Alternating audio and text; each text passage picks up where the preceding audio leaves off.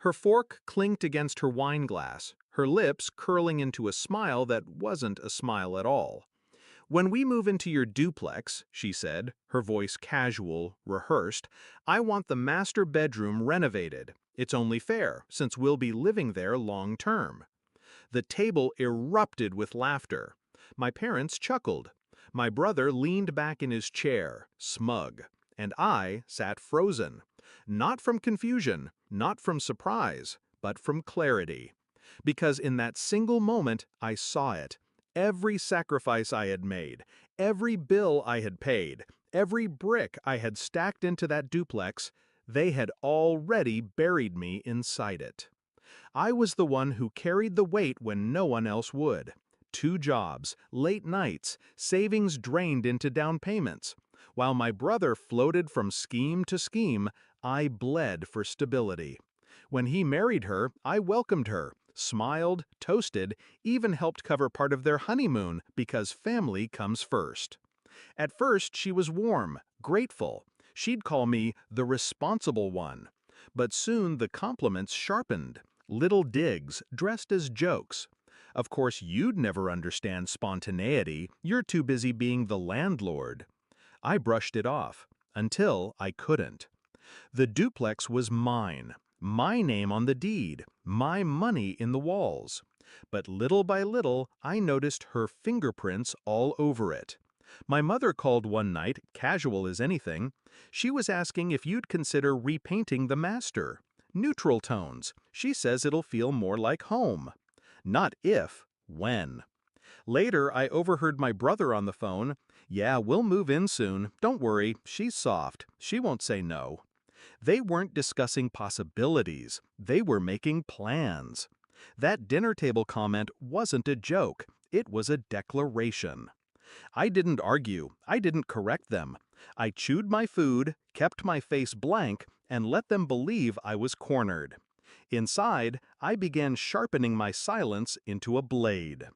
I knew how my family operated. Entitlement dressed as tradition. If I raised my voice, I'd be painted as ungrateful. If I fought, I'd be accused of dividing the family. So I planned. Quietly. Patiently. The duplex wasn't just shelter, it was leverage. Step 1, I pulled every financial document into order. Deed copies, loan receipts, contractor invoices with my signature. Stamped, notarized proof that every inch of that duplex was mine. Step 2, I met with a lawyer. We drafted a formal notice, sharp as glass. It outlined my sole ownership, the boundaries of tenancy law, and the legal consequences of assuming rights that did not exist. Step 3, I prepared my trap. I invited them back. Same dining table, same wine glasses. I let them talk, let them laugh, let them push further. My brother's wife leaned in, eyes bright. "We should probably knock down the wall in the guest room, too. Make space for a nursery." My parents nodded, already envisioning grandchildren running through my hallways. And that was when I slid the envelope across the table. The laughter faltered. My brother picked it up, confused. My mother frowned. His wife smirked, assuming it was another bill I'd foolishly offered to cover. But as they read, their faces drained. Line by line, their delusions shattered. I spoke then, calm, every word measured. This duplex isn't family property. It isn't community space. It isn't yours to renovate, to claim, or to occupy. Her smile froze. My brother's jaw clenched. My parents looked anywhere but at me. I leaned back, steady, my voice low enough to cut.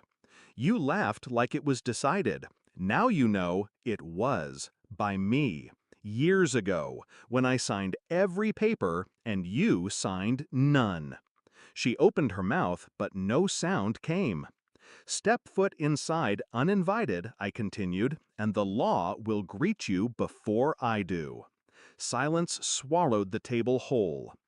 I gathered my papers, folded them neatly, and stood. For once, no one stopped me.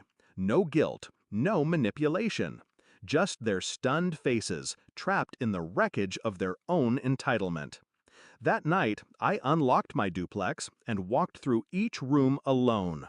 My hands brushed the walls I'd paid for. The air felt different, lighter, sharper, mine. I realized something then. Revenge isn't always about fire. Sometimes it's about taking back what was stolen in plain sight. Dignity, boundaries, respect. They thought I was too soft to fight, too loyal to draw a line. But they forgot. Silence can cut deeper than rage.